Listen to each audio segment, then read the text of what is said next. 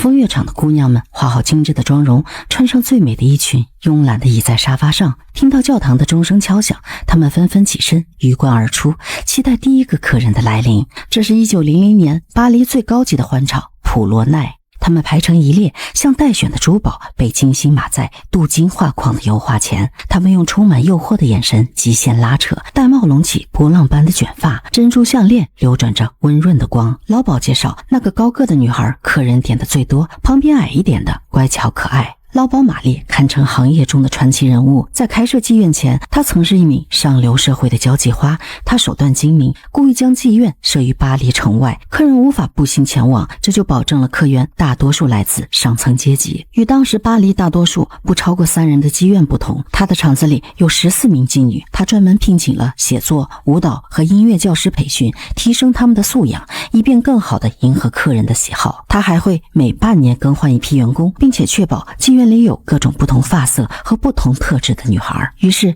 她经营的普罗奈成为高官贵族频繁光顾的场所，玛丽也因此赚得盆满钵满。每日更衣室的门帘掀起又落下，是这个情欲王国苏醒的暗号。女人们互相为彼此束紧胸衣的搭扣，丝绒裙子蹭过锁骨，带起一阵轻颤的笑声。苏格银行家的怀表又停了，侯爵家的马厩新添了匹枣红马。话题从男人兜里的珐琅到他们衣领上的汉字。午后4点的沐浴时光是雷打不动的仪式，松节又混着铃兰香皂的气味漫过刺穿。每个姑娘都要仔细检查指缝里的残留，再用玫瑰纯露拍打脖颈。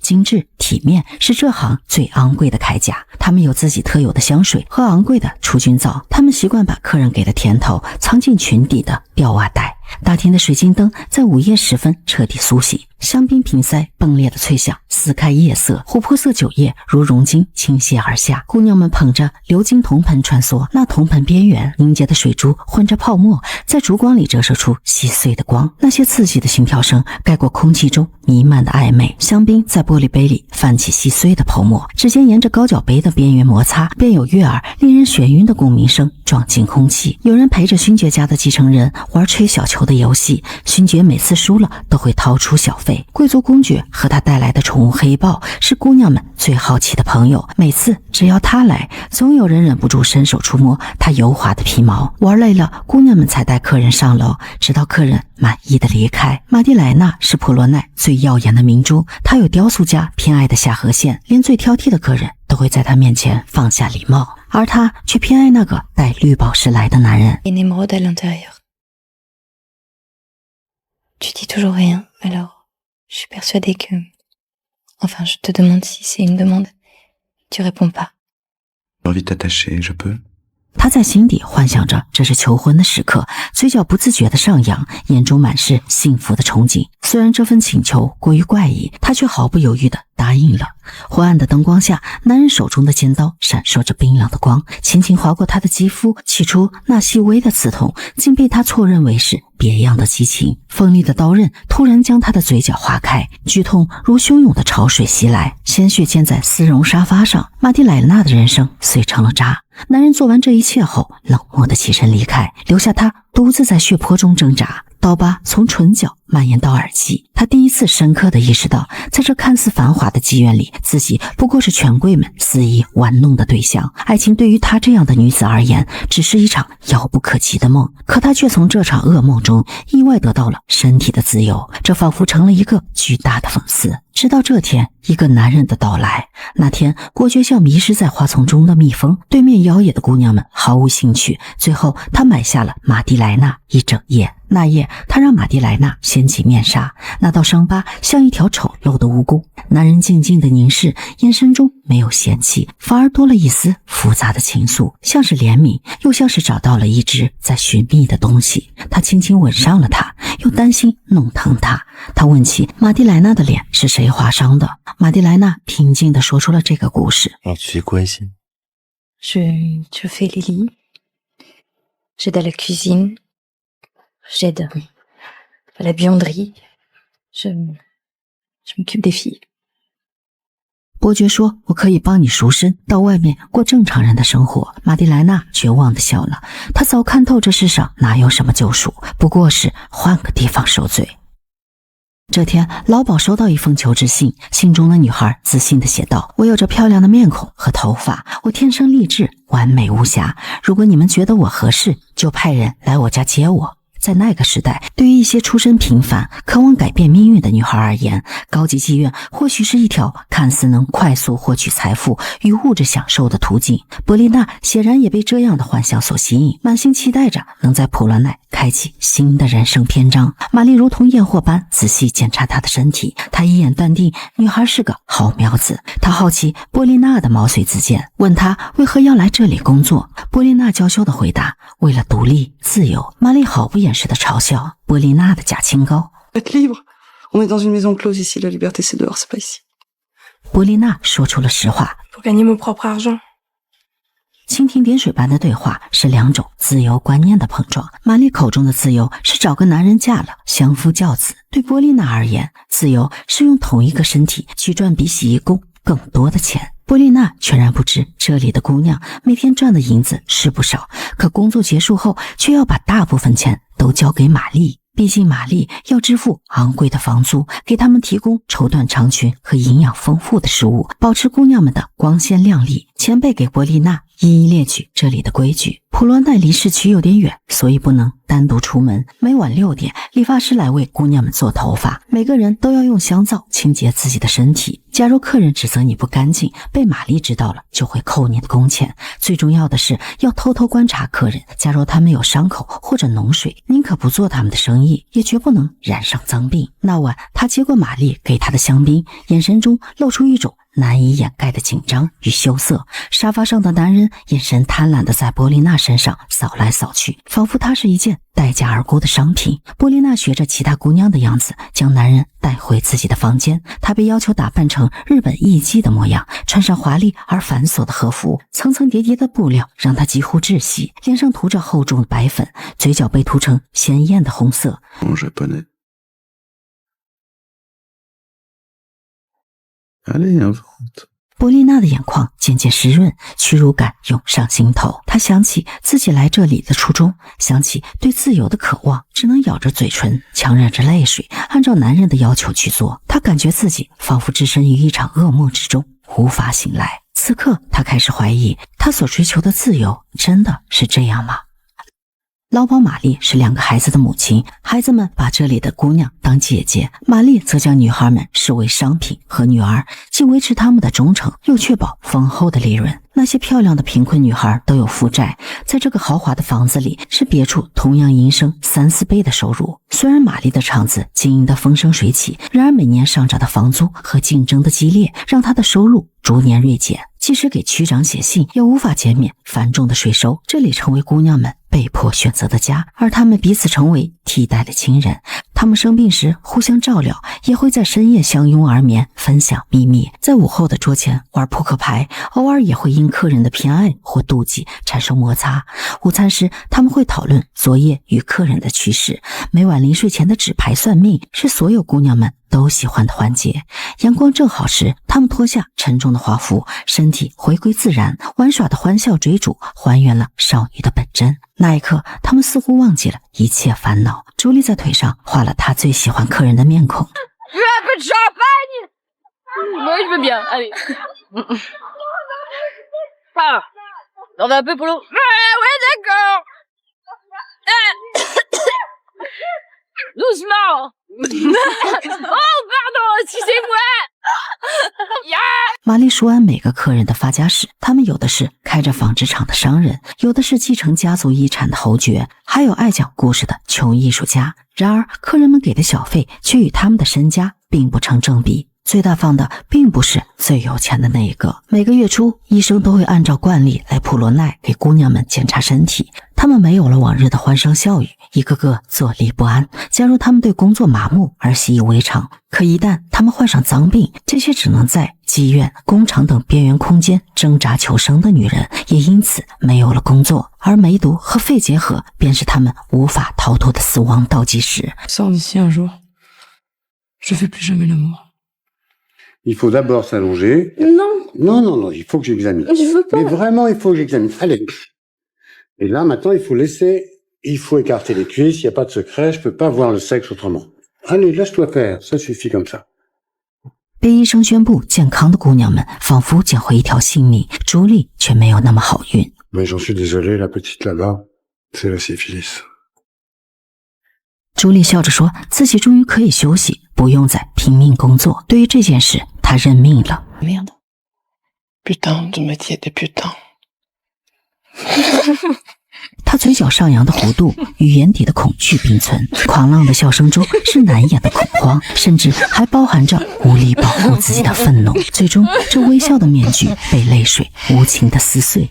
少了一个姑娘，别的姑娘就只能干更多的活，即使来月事，也被老鸨要求先冲个冷水澡，继续工作。这天，艺术家说，曾经有人研究过妓女的头围比一般人小一些，正因如此，人们不必为他们智力低下和精神不正常感到惊讶。萨米娜特意找到这本书，都在角落里翻看，里面竟然真的这样描写。 À diamètre plus faible.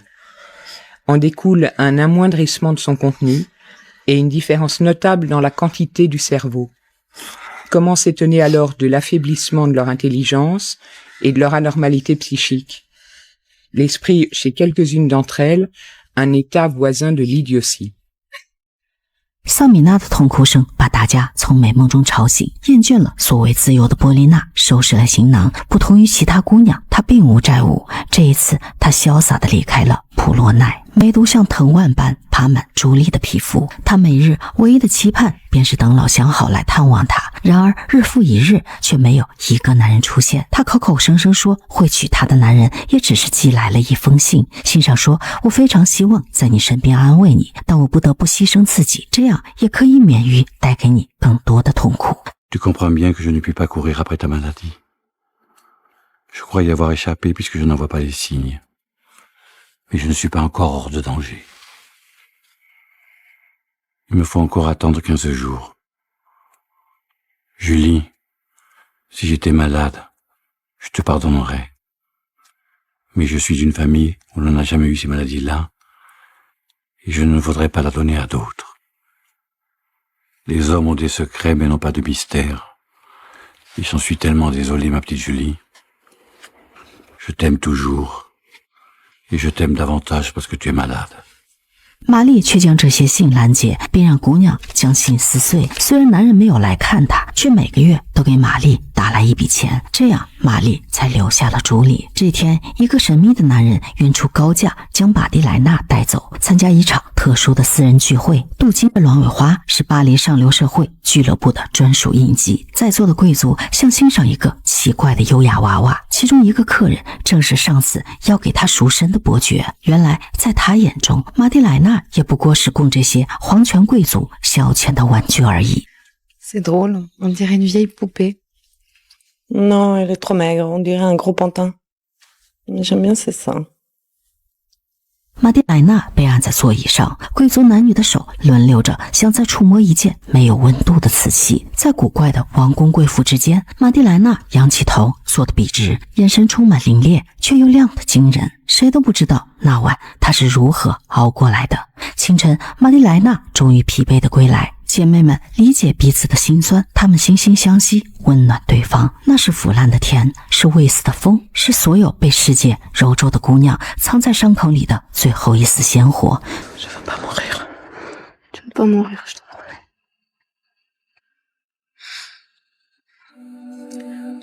J'ai envie de voir Maurice. Il va venir, bientôt. 晨雾漫进窗户时，朱莉终于睡着了，她的呼吸渐渐平稳，一切安静的可怕。所有人生怕稍微一动，这具正在溃烂的身体就会碎成一片又一片。玛蒂莱娜望着朱莉脸上的红斑，突然想起小时候在教堂见过的圣像画，圣女被剑刺穿的身体淌着血，可天使仍给她戴上了花环。苦难的世界同样也为普洛奈敲响了丧钟。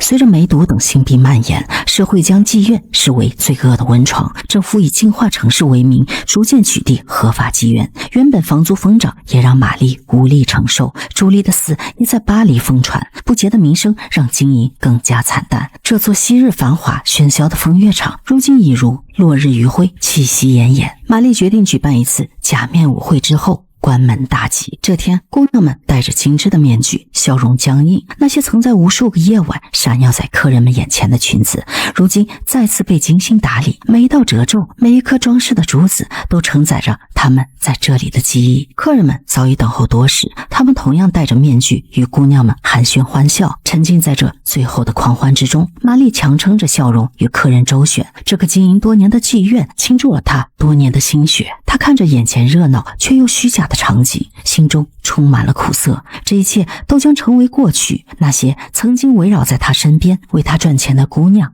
也将各奔天涯。大厅里浮着一层薄雾，是苦橙花与龙涎香混着廉价脂粉的味道。那些传递的盛满香槟的铜酒盆，手指滑响酒杯边缘的悦耳共鸣声。那些玩吹小球的游戏，似乎每天都在上演。高官贵族用欲望支配自我，唯有呆板的面具让他们倍感安全，更加肆意妄为。被客人们带来温顺的黑豹，神不知鬼不觉地抛下了主人。屋内，萨米娜吸引男人的注意力，随后借口离开。再进门时，却是那只黑豹钻进了屋子。门外，姑娘们立刻锁上房门。黑豹垂着头，眼神犀利而凶狠，鼻子里低沉的哀鸣，拖着尾巴炫耀他的霸气。男人吓得一动不动。这个曾经伤害过玛蒂莱娜的男人，此刻终于得到了应有的惩罚。玛蒂莱娜静静地站在那里，看着眼前的一切，泪水从她的眼中滑落。这一刻，她心中的仇恨终于得到了一丝宣泄，可她知道这一切都无法挽回她曾经失去的一切。恐怖的记忆永远未曾消散，她早从幻想的爱情中陡然惊醒，勇敢地直面生命的绝望。伴随着最后一盏灯的熄灭，巴黎最高级的风月场普罗奈悄然落幕。除了萨米拉被客人赎身，姑娘们都被转卖出去，四散飘零。她们带着各自的伤痛和回忆，走向了未知的未来。这片繁华与堕落交织的世界渐渐被人们遗忘。时光流转到100多年后的巴黎，现代街道车水马龙，三三两两的站街女矗立在夜色中，妖冶和风尘没有褪去，姿态和神情也一如既往。这时，一名女子从客人的轿车走下来，她的面容跟普罗奈中爱吸烟的克罗蒂一模一样，仿佛是命运的轮回，又仿佛在诉说着这个世界永无停止的欲望与挣扎。他一步步走向尽头，仿佛把人又拉回100多年前那个热闹的夜晚，人们把玩着手中的玻璃杯，发出阵阵的叫做美人鱼的共振声。2011年法国电影《巴黎青楼回忆录》也在此刻拉下帷幕。这部法国导演贝特朗波尼洛执导的剧情片，以19世纪末20世纪初巴黎的一家高级妓院为背景，讲述了几个姑娘的悲惨命运。当时欧洲女性被禁止从事律师、医生等高薪职业，接受高等教育的权利也被严格限制。缺乏技能与教育的女性在劳动力市场几乎只能选择服务业或性工作。在这样的时代背景下，欧洲大多数女人依然被禁锢在家庭内，即使少部分工作，也只能从事低级的劳动，拿取微薄的工资。很多贫苦家庭的女人为了养家糊口，不得已进入风月场。英国伦敦、法国巴黎，每6个女人就有1个是妓女。描写那个时代的影视作品也有很多，雨果《悲惨世界》中的芳汀，左拉笔下的娜娜和英剧《明书》等。他们并非单纯讲述情色故事，而是通过妓女的日常展现他们在男性视角下与社会压迫下的挣扎与韧性。整部电影没有线性故事，而是通过片段场景拼凑出妓女的群像。她们并非个体，而是拥有共同命运的悲惨女性的缩影。她们虽身处社会最黑暗的泥沼之中，却拥有彼此最深厚的情感。玛蒂莱娜虽被毁容成为人们眼中的怪物，却因此获得了另一种畸形的自由。